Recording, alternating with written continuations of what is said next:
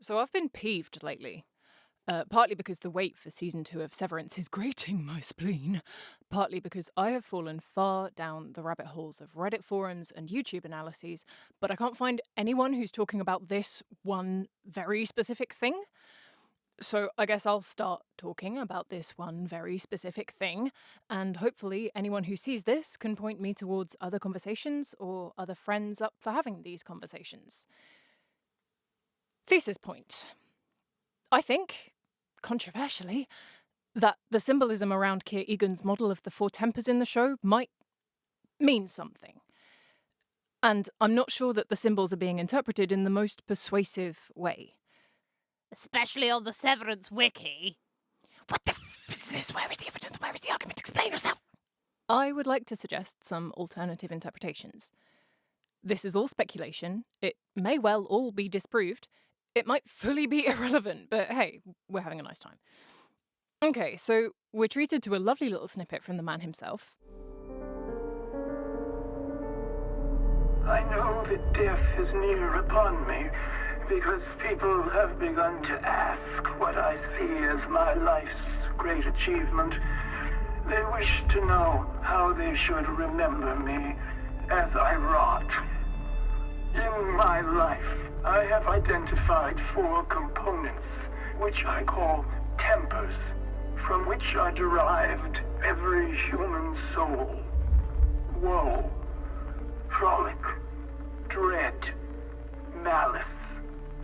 Each man's character is defined by the precise ratio that resides in him.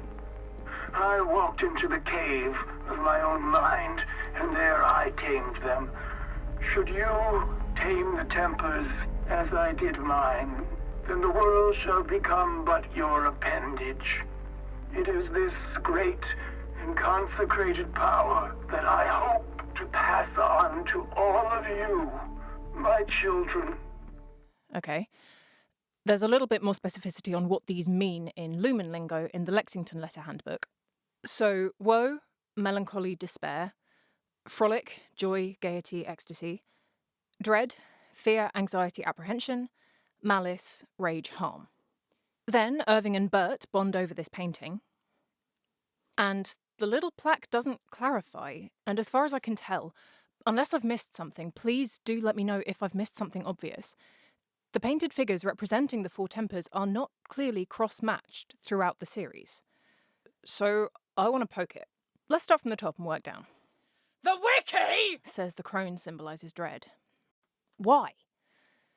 Perhaps the association of age with death? Perhaps retribution in some form? But I don't really get the connection here. Is it about Kier dreading an undignified aging? This doesn't work.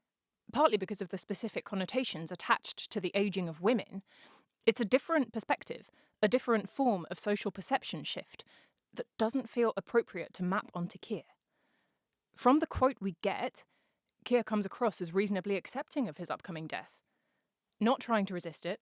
I know that death is near upon me.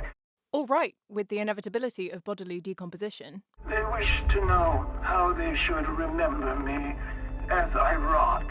And optimistic about perpetuity through lineage.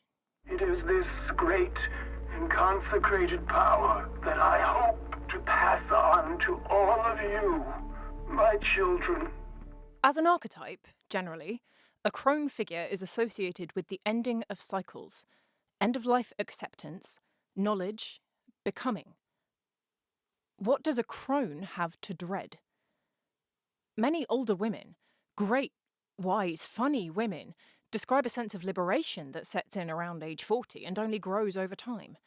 A sense of freedom from restrictive social ideals, of no longer feeling beholden to attributes like attractiveness, and finding joy in aging. So I think there's a different emotional temper that might fit better. What if the crone represents woe? And what if it's the woe of a life lived, complete with sadnesses, regrets, losses, the cumulative griefs of a life lived? Right, so if the crone's got the woe thing that wiki says is the bride's thing, Honestly, the bride equals woe thing feels super archetypally unfounded to me. Like, aside from one book called Mim and the Woeful Wedding. a cursory Google didn't give me anything substantial tying the concept of bride with the concept of woe. Please let me know if I'm missing some knowledge. What if we switcheroo, though? Wouldn't a bride be more associated with dread? Given the cornucopia of examples of brides not wanting to get married for all kinds of reasons, brides feeling deeply uneasy in anticipation of weddings, the fear, anxiety, and apprehension that are kind of normal when a person is looking at making a pretty huge commitment to another person. Listen, everybody, I'm afraid you didn't hear, or do you want to see a crazy lady fall apart in front of you? It isn't only Paul who may be ruining his life. You know what, both of us be losing our identities. I telephoned my analyst about it, and he said to see him Monday, but by Monday I'll be floating in the Hudson with the other garbage. I'm not well.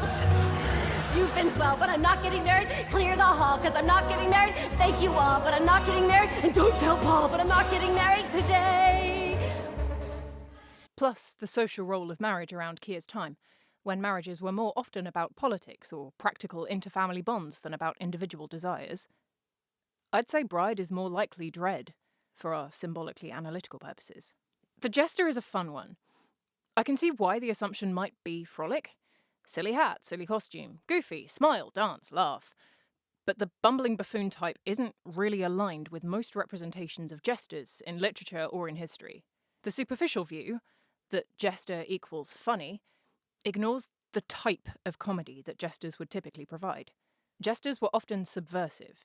Their jobs were often to mock, in funny ways, of course, the authority figures who employed them. Jesters could mock the king. This archetypal function doesn't match up with the carefree whimsy of frolicking. Sure, jesters made jokes, but the jokes could be pointed, targeted, directional, and smart. A person in a position of power, such as Kier Eagan, might see the jester archetype as desiring to cause harm. Anyone mocking the state of affairs, anyone expressing dissatisfaction with the status quo by jibing upwards, anyone using humour to critique the way things are, might have seemed, from Kier's viewpoint, malicious. Irving and Mark chat a bit about Kier's vision of employees all working together.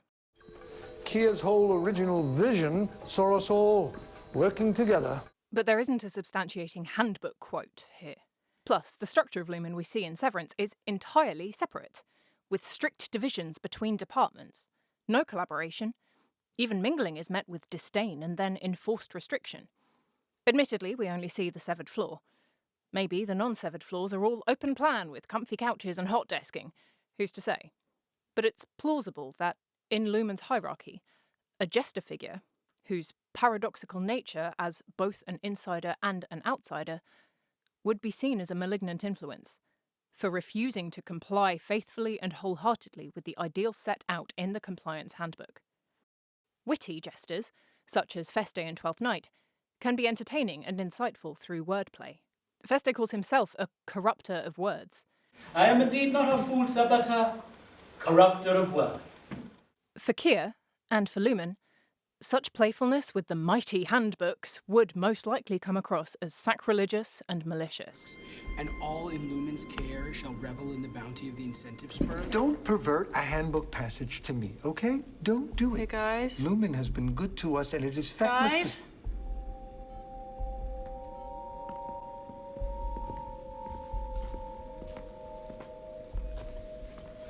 That. Yep. Why is it Finally, the ram. Maybe wiki says the ram represents malice because of the tendency of horny rams to let go of aggro at randoms walking through their fields. But besties, that's still a sheep. That's a sheep. I've hung out with sheep. I've worked with sheep. Sheep are not mentally capable of malice. Sheep get stuck in hedges, in fences. Their feet get stuck in plastic bags.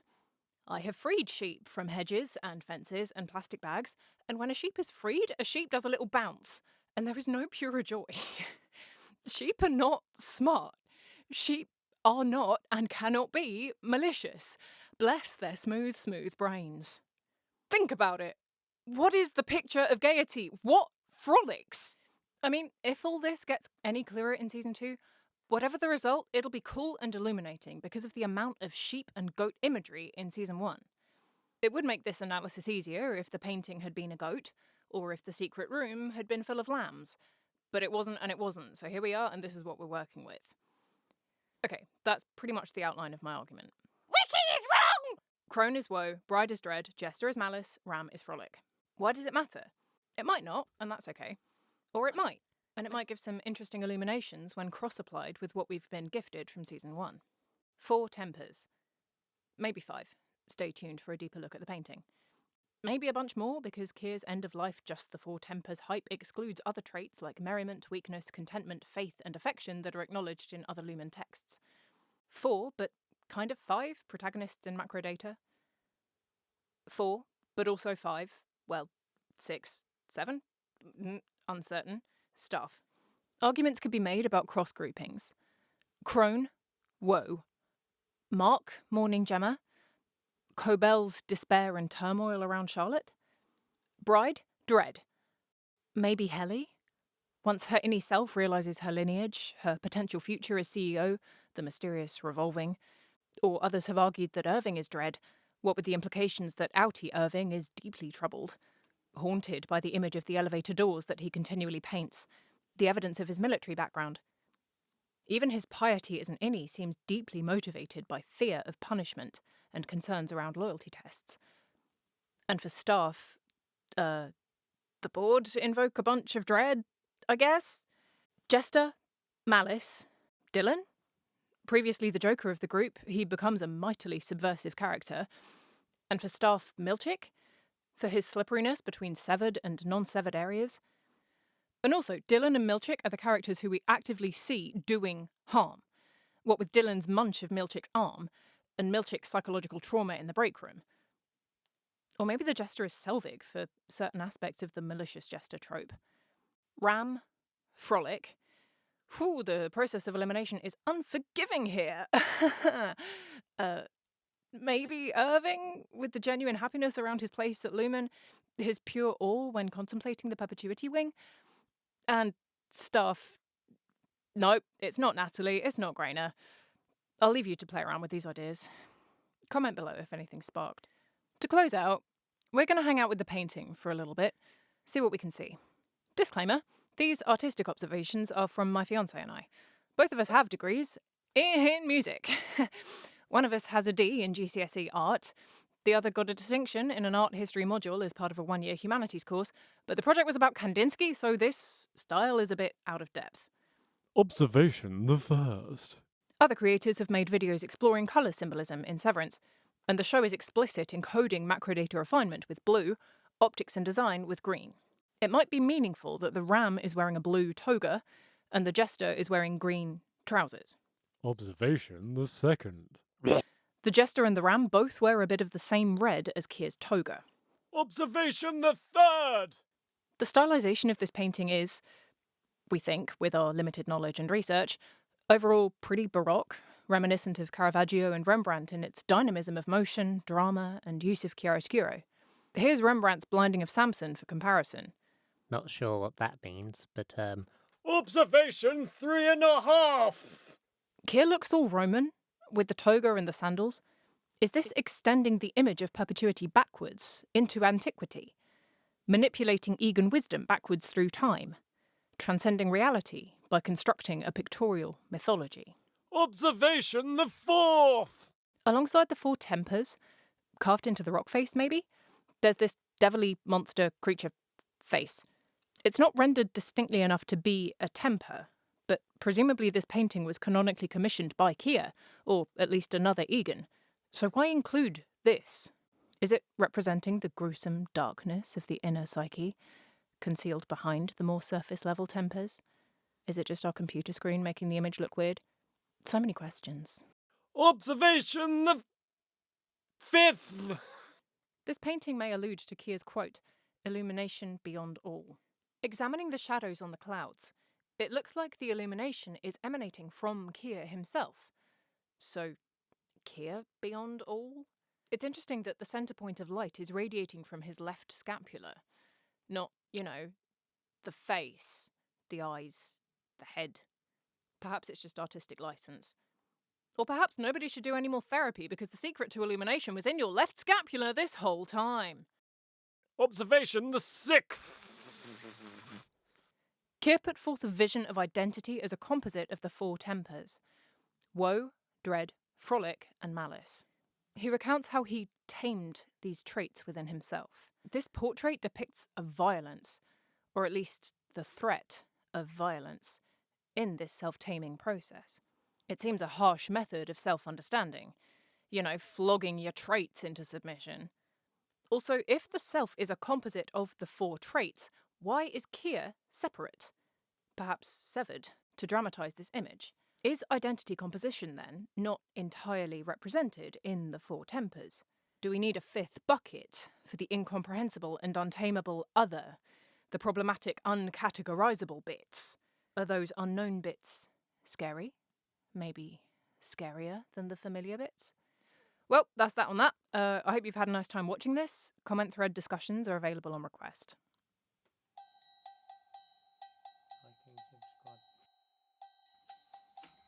Like and subscribe. Videos when we feel like it. Stop asking.